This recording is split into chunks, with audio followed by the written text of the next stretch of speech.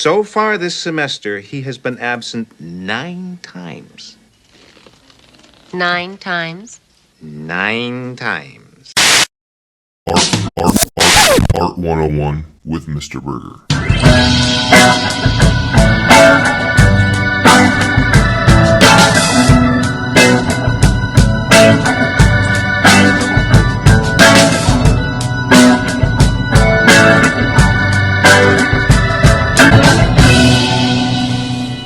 Scholars, welcome to Art 101 with me, Mr. Burgher. I'm a professional artist and a master educator. I'm here to provide you with the best in art historical content. If you like this video, please like, share, subscribe, go down below and leave me a comment. Anything goes a long way to help me a little fit in the algorithm and spread the word to other like-minded individuals. Thank you. Oh, you are already falling in love with me. Today, as you know, because you clicked on the video, we're going to talk about one of the Renaissance masters, Donatello Bardi, an absolute amazing sculptor, probably, arguably, one of the best sculptors of his time, perhaps ever. But today we're going to look at his work and explore what it is that he's about. So, let's get after it. If we think about the greatest sculptors of all time, one that has to be included in that list is Donatello Bardi. He is absolutely one of the greatest sculptors of the Renaissance and all time. He was born in Florence, Italy, as the son of a wool carder. Now, it is unknown who first taught Donatello stone carving, but it is thought that he learned from a sculptor working on the Cathedral of Florence in about 1400.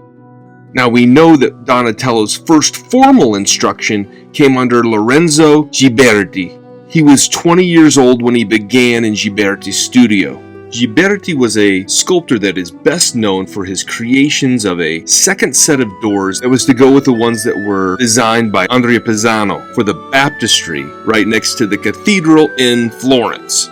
Well, I just can't understand any of this. Donatello was also instructed by Ghiberti's rival, Filippo Brunelleschi, and this is where he would learn the practical use of one-point perspective for the creation of three-dimensional effects on a two-dimensional surface.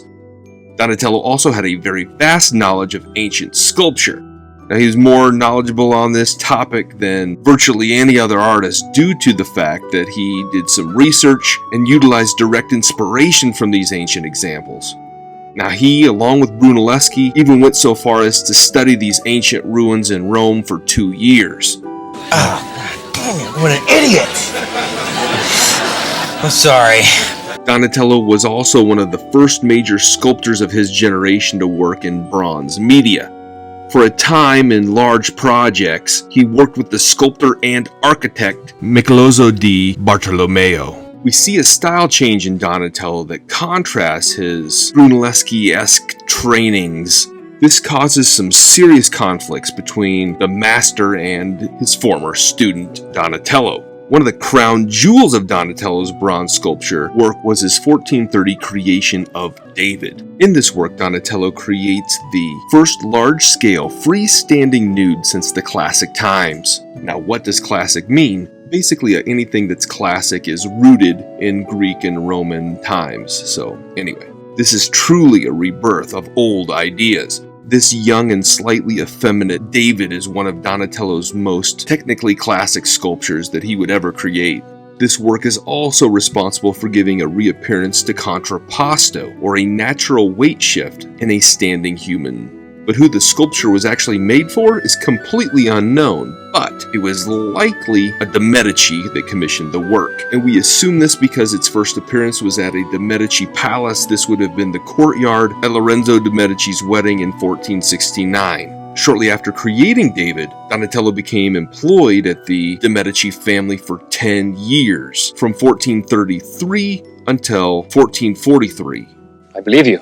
Donatello is also noted for having created some of the best relief sculpture and creating this in such a high quality than it had been done in centuries. His first major relief work, or Schiacciato, was his marble panel St. George killing the dragon. Now there are a couple different types of relief, but Schiacciato means to flatten out. And he would continue to explore new types of relief techniques through the 1420s and early 1430s. All right, here's a scenario for you, Dad. As a sculptor, Donatello was prolific. He could create work in virtually any media. He is known, as most sculptors of that time, for creating some exceptional marble and bronze works. But one of my personal favorites was done in wood.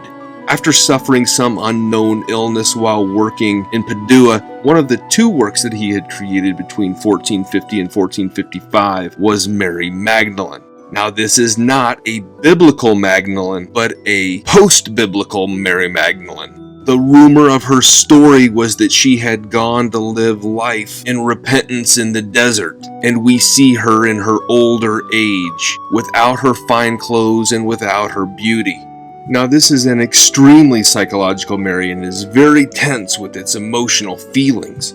The sculpture was sent back to Florence to be placed in the Florentine baptistry, and it is now on display in their museum.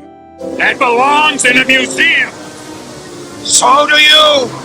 As for Donatello the man, there is very little known that's actually known of his character or his personality. He was described as a man with very simple tastes, and it is said that he demanded a large degree of artistic freedom from his clients when doing works. It is fair to say that he was a devoted artist to his work, and he did not marry or have children so that he could focus on his work, and his work, in a sense, really became his children or offspring. So although the name Donatello gives other connotations and we might think of other things from pop culture, we do need to recognize that this artist was a very finely tuned, highly intelligent creator of some of the best sculptures in the world, and he needs to be given the credit and his due for that. I love bringing you that story. I love that you followed along to the end, and I appreciate you for following along. If you would like to get some Art 101 sorts of gear, look down below and check out my friends at redbubble.com, and they will set you up with Art 101 with Mr. Burgher gear and all of that sort of thing, including this design. What do I know? I color for a living. Anyway, thanks for following along, and we'll see you on the next one. You have yourself a good day.